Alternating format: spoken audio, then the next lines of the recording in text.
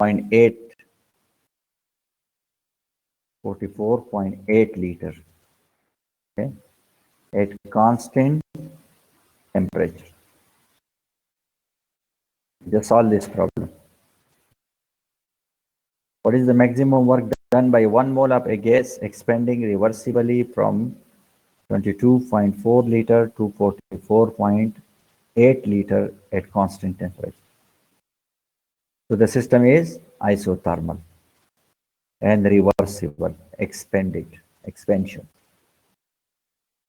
नजर नहीं आ रही? ये नजर नहीं आ रहा? ये कंटेंट जो है ये नजर नहीं आ रहा?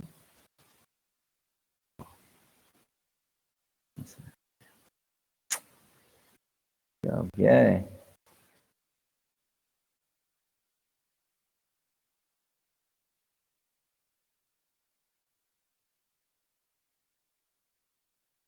आवाज तो आ रही है ना? उसको छोड़ लो, आवाज आ रही है ना आपको? आपके पास एक गैस है, मैंने अभी ज्वाइन किया है, पोर्टल पे इशू था, नहीं हो रहा था ज्वाइन, काइंडली सर मेरी अटेंडेंस लगा दें। ओके, अटेंडेंस लगा देंगे, कोई मसला नहीं। ओके ओके, आपके पास एक गैस है, ठीक है, 1 मोल गैस है जो रिवर्सिबल एक्सपैंड होता है 22.4 यानी 22.4 लीटर से। ओके, क्या आंसर है? 138.18 जॉल। कैसे सॉल्व किया आपने?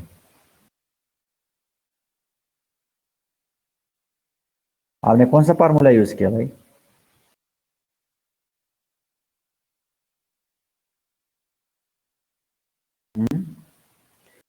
आपके पास जो है V1 क्या है, V2 क्या है? फार्मूला क्या लगेगा? V1/V2 ना, minus NRT log of V1/V2। Okay, तो V1 क्या होगा आपके पास?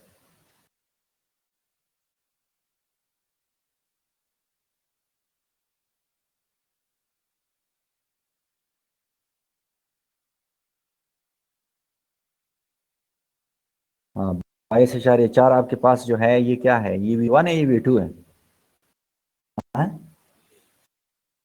ये V2 है, ये फाइनल वॉल्यूम है ना। अब इनिशियल वॉल्यूम पे आ जाएगा, एक्सपेंशन हो रहा है, इधर एक्सपेंशन हो रहा है ना। V1/V2 है ना, V1/V2, V2/V1 नहीं है। माइनस एन आर टी आगे इक्वेशन हमने लिखा था ना, कौन सा इक्वेशन है? इधर देख, कहाँ पे लिखा है इक्वेशन, ये देखो ना।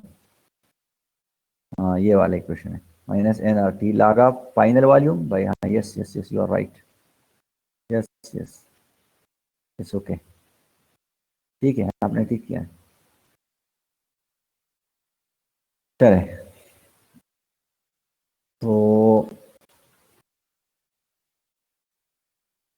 ये इसी तरह के कुछ प्रॉब्लम जो है आपको आ सकते हैं, तो आप लोग इसको सॉल्व करने की कोशिश करें, ठीक है। अब हम डिस्कस कर रहे थे एंथैल्पी को, ठीक है। सर इसका आंसर क्या है? देखो आपके पास है ना NRT, -nRT log of V2/V1 है ना, V2/V1 है ना,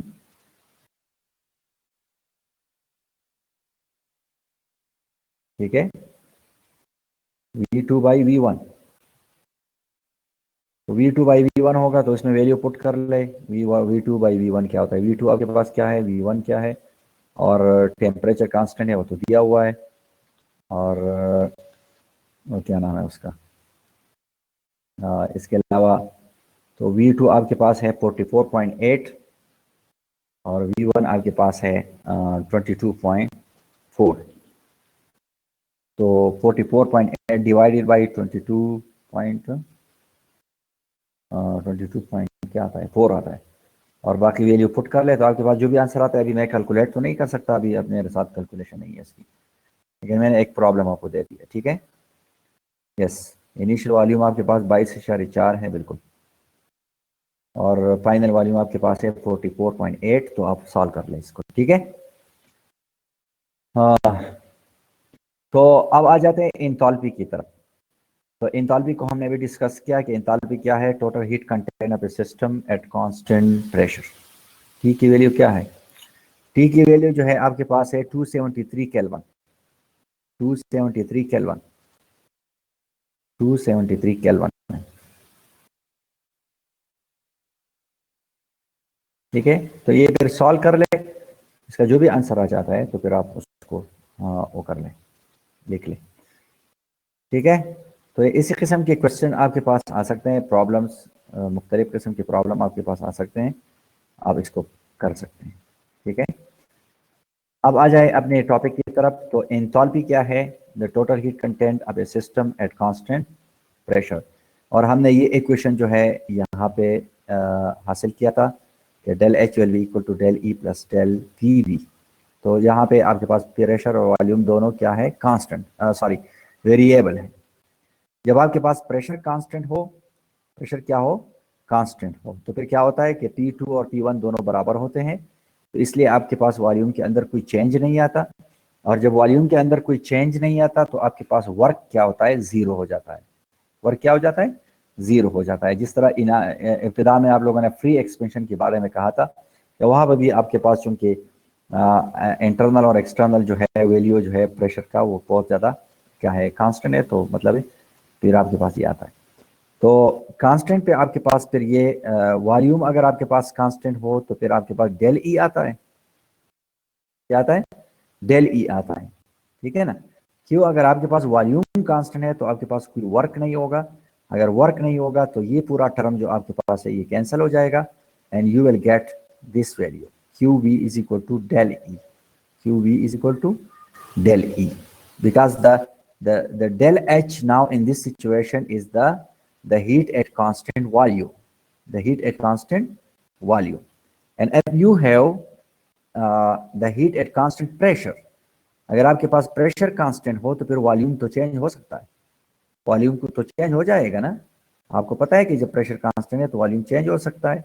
अब ये आपके पास इक्वेशन 1 है और ये आपके पास इक्वेशन 2 है, ये Q P is equal to del E plus, sir ये एक्सप्रेशन समझ नहीं आ रहा कि वॉल्यूम कांस्टेंट कौन सा, यहाँ पे मैं आपको समझा रहा हूँ। यहाँ पे देखो इस तरह है ना कि अगर आपके पास वॉल्यूम कांस्टेंट है, दो कंडीशन है ना।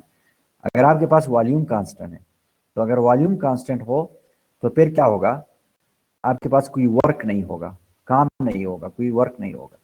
जब वर्क नहीं होगा तो आपके पास वर्क ये पार्ट उसका खत्म हो जाता है, तो डेल एच किसके बराबर होगा, डेल ई के बराबर होगा। तो ये आपके पास ये पार्ट आता है, Q V is equal to del ई।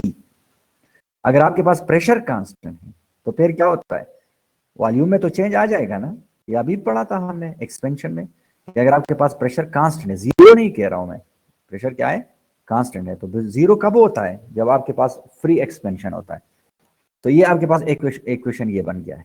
अब इन दोनों इक्वेशन को अगर आप कंपेयर कर ले, इक्वेशन नंबर 1 ए को और इक्वेशन नंबर बी को कंपेयर कर ले, तो आपके पास ये वैल्यू आ जाती है, and that is the enthalpy change is equal to the heat at constant pressure, and that is the definition of enthalpy.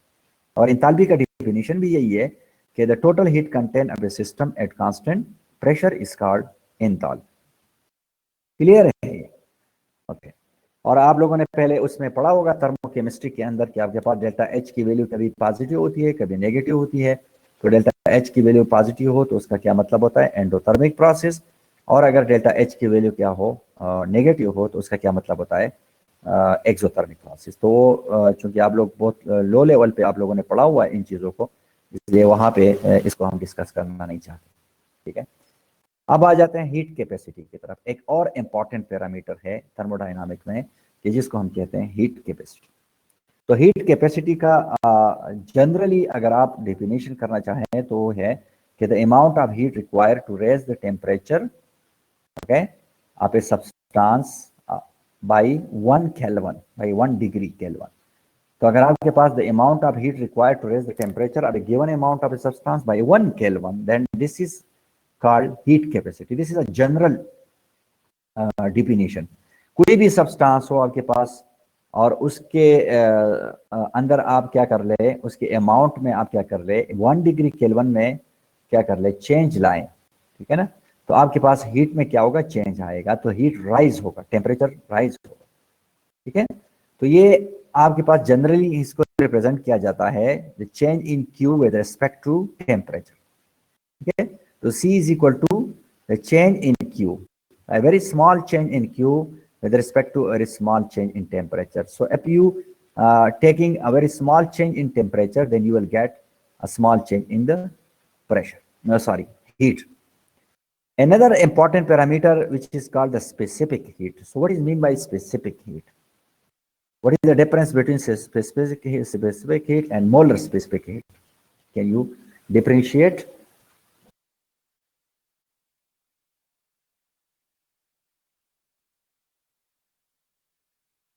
Heat capacity तो जनरल टर्म है, ठीक है। स्पेसिफिक हीट और मोलर स्पेसिफिक हीट में क्या फर्क है?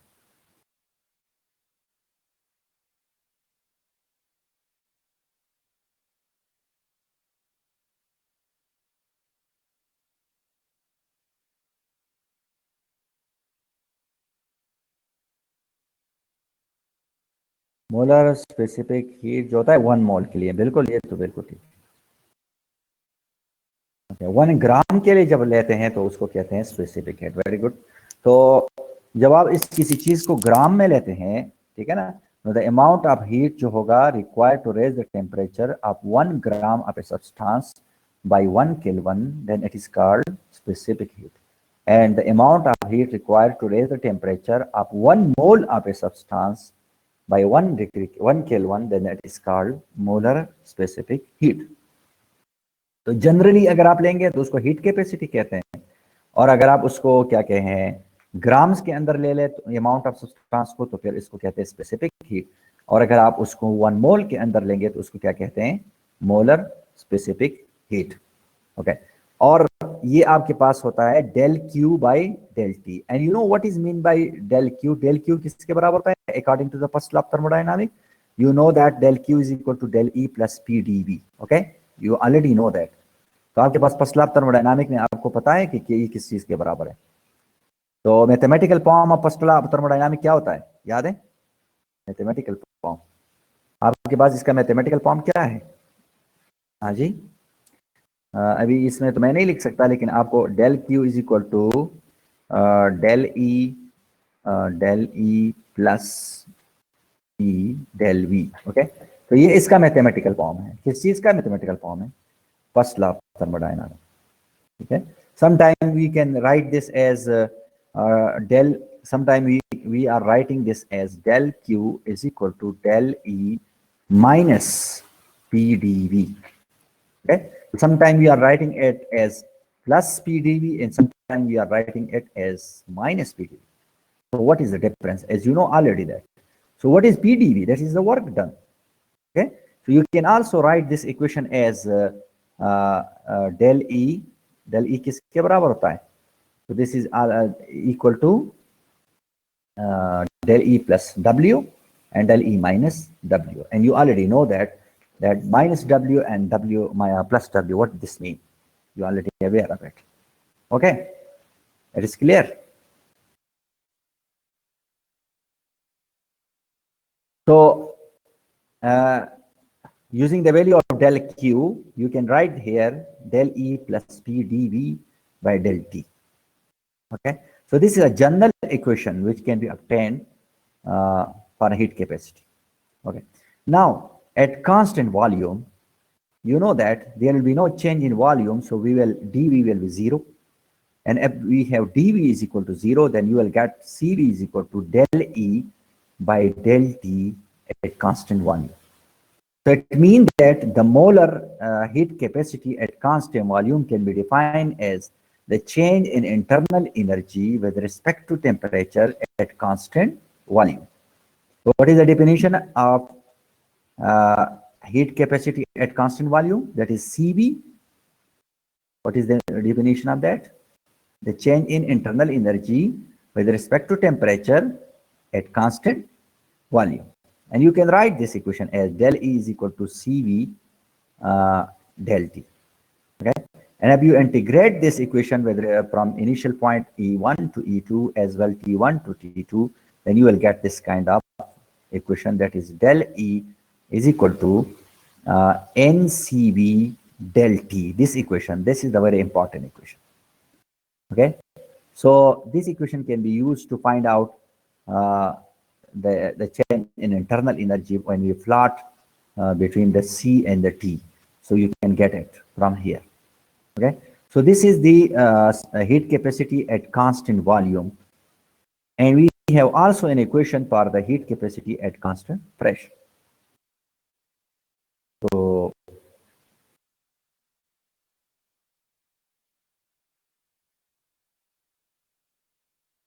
there are about 46 students, I guess, and we have only 33 are present, but the total number of students are 46. Am I correct or not? So about 13 students are absent. कुछ का login नहीं हो रहा, wow, कुछ का login नहीं हो रहा है, कुछ लॉगिन नहीं करवा रहे हैं, मेरे ख्याल में इस तरह ही होगा. चलो इसको नहीं करता discuss. Okay, so the next one is the heat capacity at constant pressure. Okay, we'll try. Okay, chalo. The heat capacity at constant pressure. Just come to the topic. So now in this situation, as you know that if we kept the pressure constant, then what will happen? You will get this type of equation. You know that Cp is equal to del E by del T at constant pressure plus P del V by del T at constant pressure. Okay, this is one equation which we can get from this equation, heat capacity. And another equation, okay, वो तो लगा देंगे ना, और last में मैं लगा देता हूँ, ठीक है ना, क्लास जब ये सेशन खत्म होता हूँ तो उसमें लगाऊंगा. अभी 32 लोग हैं ना, मैं कहता हूँ थोड़ा सा बढ़ जाए तो अच्छा है. ओके, तो ये इक्वेशन आपके पास आता है, ये वाला तो पहले से पता है आपको, you know that equation, H is equal to E plus PV, and if you take it at constant pressure, then del H will del T, P del E by dt, and so on. And if you compare this equation 1 and 2, then you will get this equation. Okay, so it means that we have this equation. Okay, so what this equation explain, that the heat capacity at constant pressure can be defined as the change in enthalpy with respect to temperature at constant pressure. The change in enthalpy with respect to temperature at constant pressure. So the heat capacity at constant pressure and the heat capacity at constant volume. So both have different parameters. The change in internal energy with respect to temperature is called heat capacity at constant volume, and the change in enthalpy with respect to temperature at constant pressure is called the heat capacity at constant pressure. Okay, and the same equation can be get if you integrate this equation between the E1 to E2, T1 to T2, and so on. So you will get the QP is equal to CP dt. Okay, so these are the some form integral form equation. From here you can write out this is del H is equal to QP is equal to NCP dt, like the same thing which you get from the other equation in the case of CV. Okay, NCV dt. So there the equation is del E is equal to NCP dt. Okay, and here it is del H which is equal to NCP del T. These are the two equations. Integrate करने लाजिमी direct नहीं कर सकते, but नहीं direct कैसे करेंगे, जब ये integration का मतलब क्या होता है, इंटीग्रेशन का मतलब क्या होता है, that you have some area. Okay, for example you are integrating some value from T1 to T2. Okay, there is some value, the area between which you can integrate. Okay, let's discuss. So this is the E1 and E2, the same things. Okay, so the integration is like the T2 minus T1. Already you know that. So the limit is T2, and the first limit, the initial limit is the T1. So this is the T2 minus T1, which is equal to del T. Okay, so this is the T2 minus T1. Already aware of it. And this is the E2 by E1. This, oh, maybe there is some problem. There is some problem. Maybe you you observe this. What is wrong here? Okay, unfortunately, we write this E1. This is not E1. This is H1. Sorry for that. This is H1. What is this? H1 to H2. This is H1. This is H2. This is not E1, E2. This is H1, H2. Okay. Just make this correct. And that is why this is equal to del H and so on. So these are the equations. You should know about these equations. Okay. Now for solid and liquids, the CV and CP are constant. For solid and liquid, the CV and the CP are constant. So we are just, we can only interpret the heat capacity for the liquids, gases.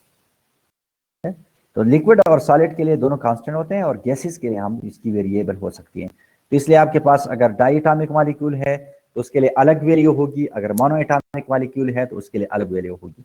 और liquid और solid के लिए जो है आपके पास जो heat capacity both at constant volume and pressure क्या होगी, वो कांस्टेंट होगी। Now the relation between the CV and CP, इसको हम रिलेट कर सकते हैं सीवी को सीपी के साथ।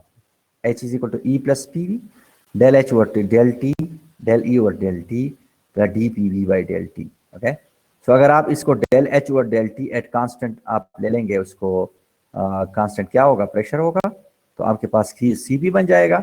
अगर del E over del T at constant volume होगा तो आपके पास क्या होगा, आपके पास CV बन जाएगा, और फिर ये आपके पास बनता है dPV और dt। ठीक है, ये समझ आ रहा है ना। और is equal to that CV plus PV की जगह क्या लिखना है, RT लिखना है।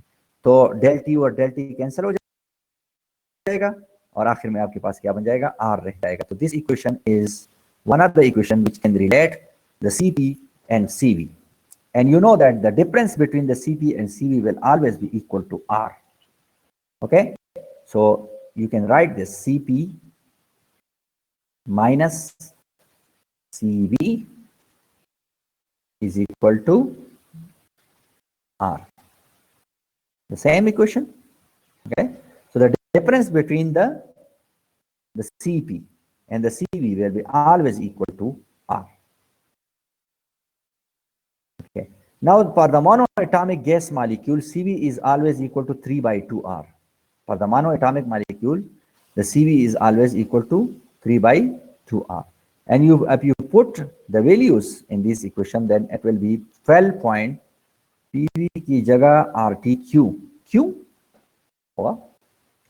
Yes, from ideal gas equation, you know that. Ideal gas equation, you know that.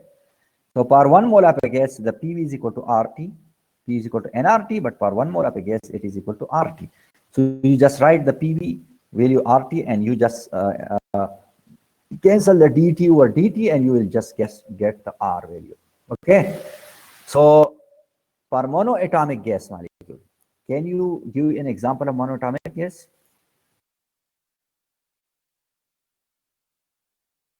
Helium, yes. All the noble gases are monoatomic. Okay, so for monoatomic gases, the value of the CV is equal to 3 by 2R.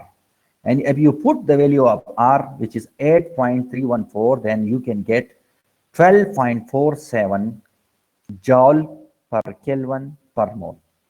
And what will be the value of CP? So you just put the value of CV, which is 3 by 2R. So 3 by 2R plus R, which is equal to pi by 2R. Okay, and just putting the value of R, you can get the total value. Okay, maybe it will be understandable. It is there will be no problem with this. But for diatomic or polyatomic gas molecule, the value of the CV will be greater than 12.47. Okay okay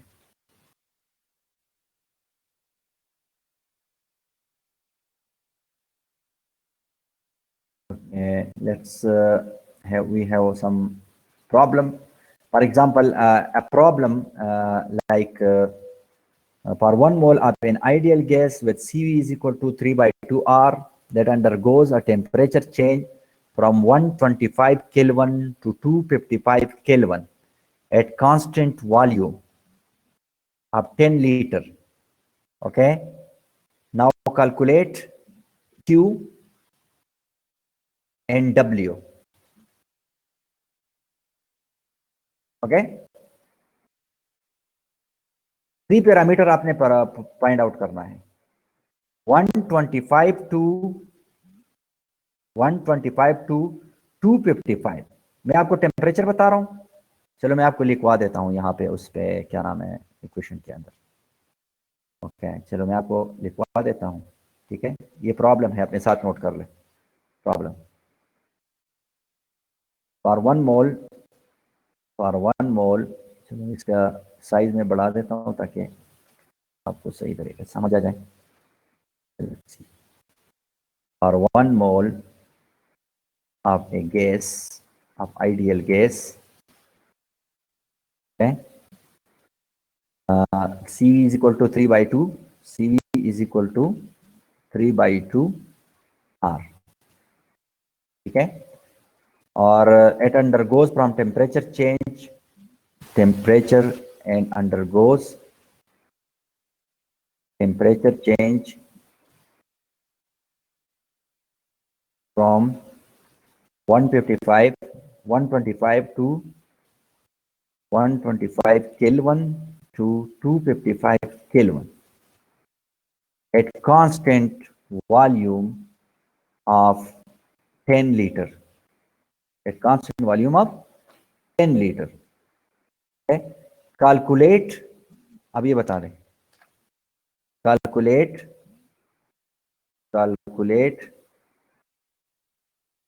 सबसे पहले बताना है आपने change in internal energy. ठीक है. Internal energy, work and Q. Okay just try it. नजर आ रहा है. अमेरिकन नजर आ रहा है.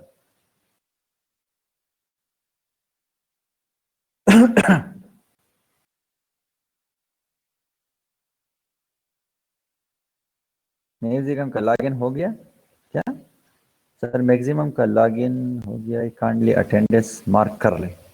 ओके 33 लोग आ गए. चलो मार्क कर लेता हूँ.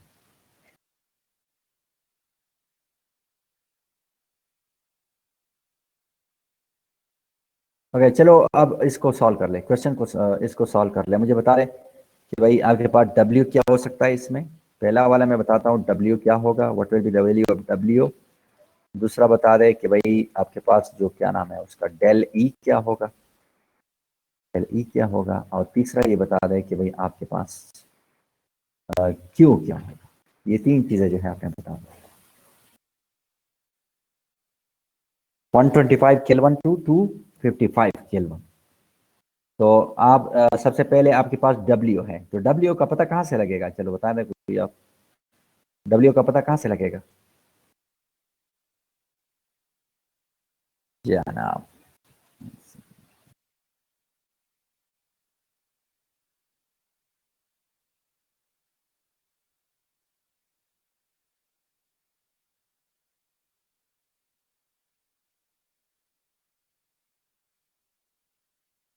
W क्या होगा उसका.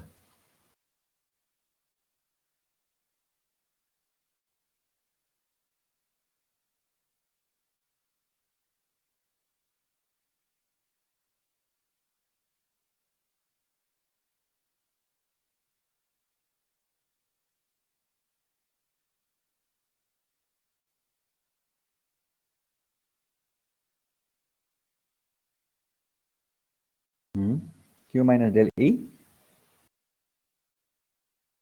ओके तो आपके पास इसमें क्या हो सकता है.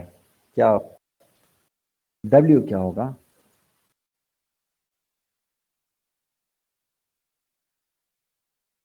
अगर आप लिखे ना इसको Q is equal to we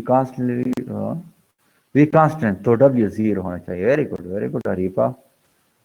we constant है तो W जीरो है ना। आपके पास V क्या है? कांस्टेंट। तो W क्या है? जीरो है। ठीक है ना। W क्या है? जीरो है ना। जब V कांस्टेंट है तो W जीरो है। ओके, W अब जीरो है। अब दूसरा आपके पास क्या है? क्या मालूम करना है? Q मालूम करेंगे आप। तो Q को मालूम करने का क्या फार्मूला है, याद है?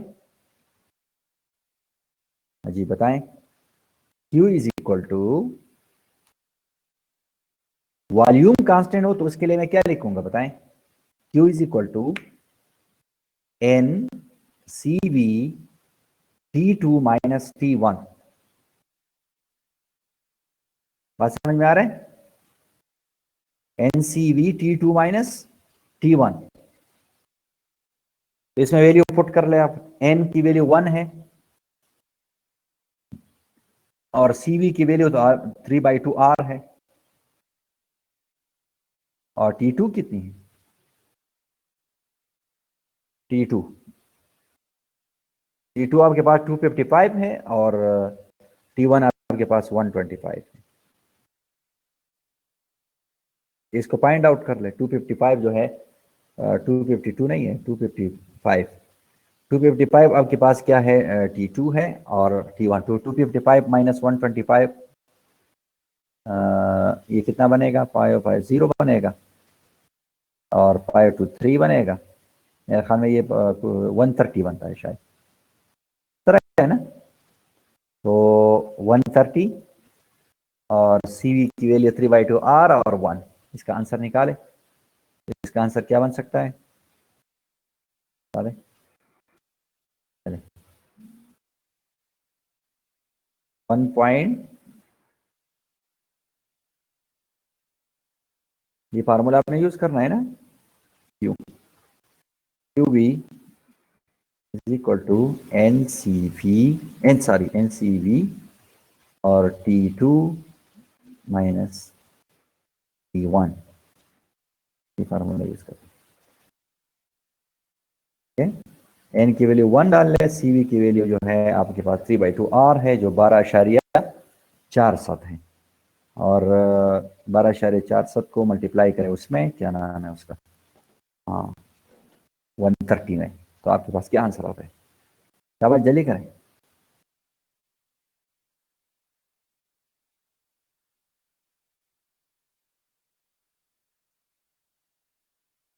What is answer?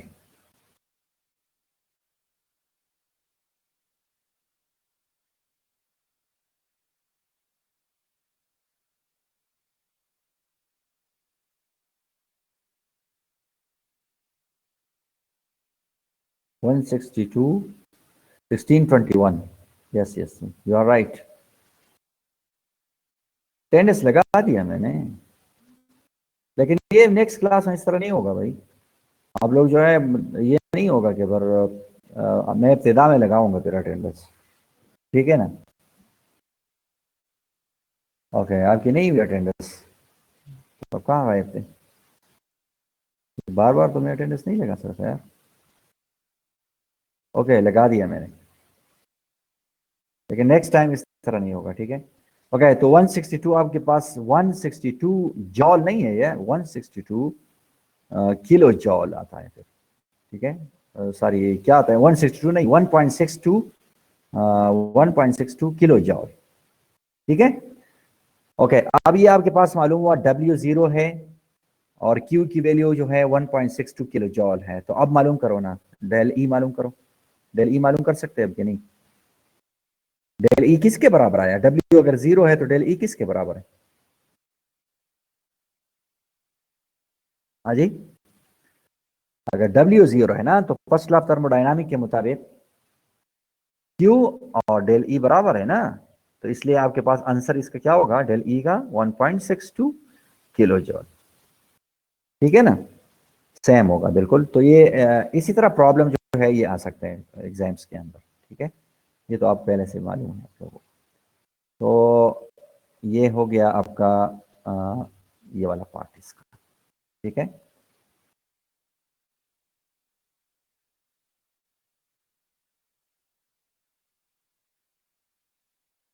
Okay, next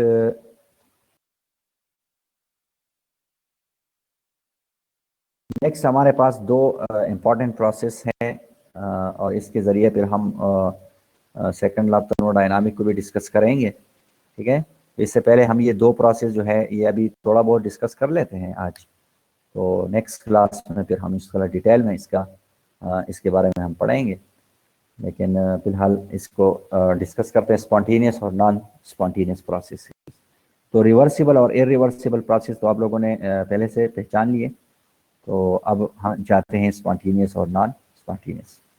तो स्पॉन्टेनियस कौन सा प्रोसेस है? स्पॉन्टेनियस वो प्रोसेस है कि जो ऑन देयर ओन होता है, without the help of any external agency. Okay, so those kind of process which occur on their own without the help of any external agency. While the non-spontaneous process are those processes which require any external agency in order to occur. Okay, so it will require any energy input. It will require energy input. It will require any external agency. Okay, so generally आप कह सकते हैं कि spontaneous process are irreversible process, while non-spontaneous process are reversible process. ठीक है ना? तो आप लोगों को पहले से पता है कि भाई irreversible process जो होते हैं वो यूनिडायरेक्शनल होते हैं, और जो आपके पास रिवर्सिबल प्रोसेस होते हैं वो क्या होते हैं? वो टू वेज होते हैं, टू डायमेंशनल होते हैं, forward dimension as well as reverse dimension.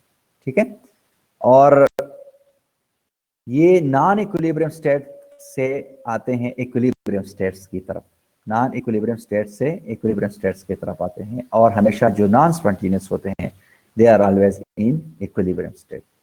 और एक और पैरामीटर जो बहुत ज्यादा इंपॉर्टेंट है, change in Gibbs free energy, जिसको हम बाद में पढ़ेंगे। तो स्पॉन्टेनियस प्रोसेस के लिए जितनी भी गैप्स फ्री एनर्जी होती है वो क्या होती है? नेगेटिव होती है, और जो नॉन स्पॉन्टेनियस प्रोसेस होती है उसके लिए गैप्स फ्री एनर्जी क्या होती है? पॉजिटिव होती है।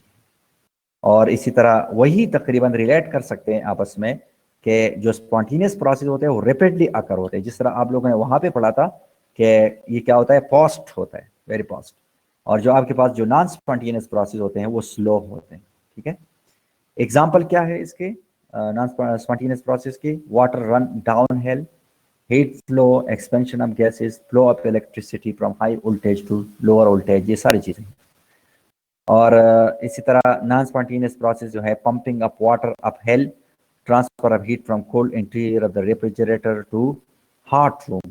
तो ये सारे एग्जाम्पल हैं स्पॉन्टेनियस और नॉन स्पॉन्टेनियस प्रोसेसेस के, जो आप पहले से भी आपको इनके बारे में इल्म है। ठीक है,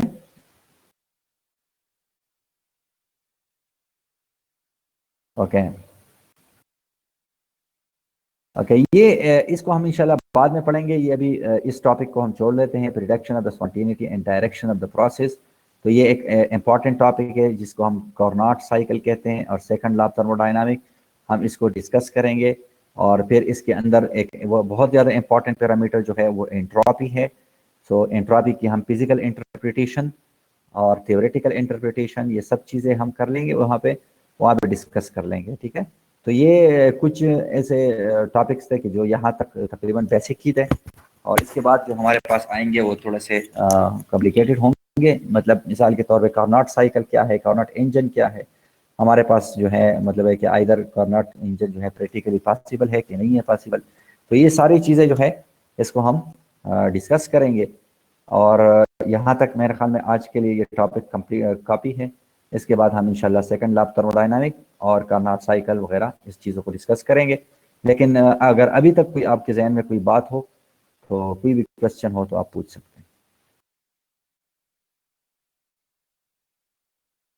अगर अभी तक कोई जहन में कोई कंफ्यूजन है तो आप बता सकते हैं मुझे।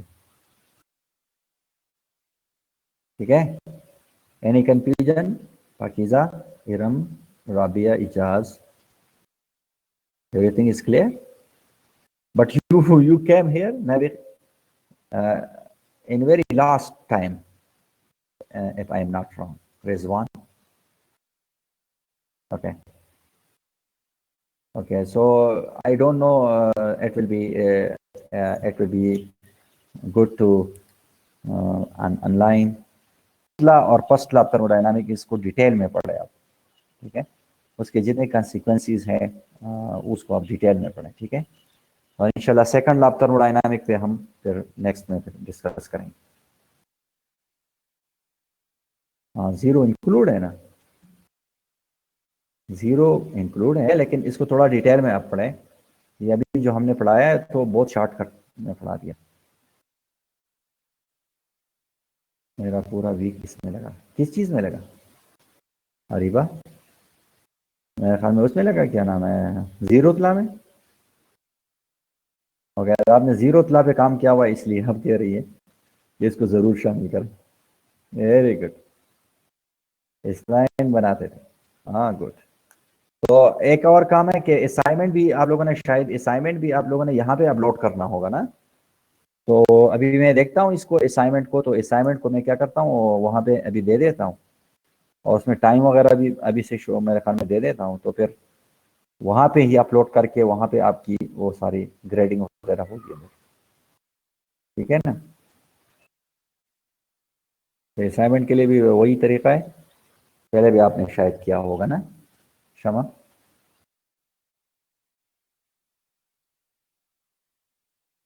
व्हाट्सअप, नहीं नहीं,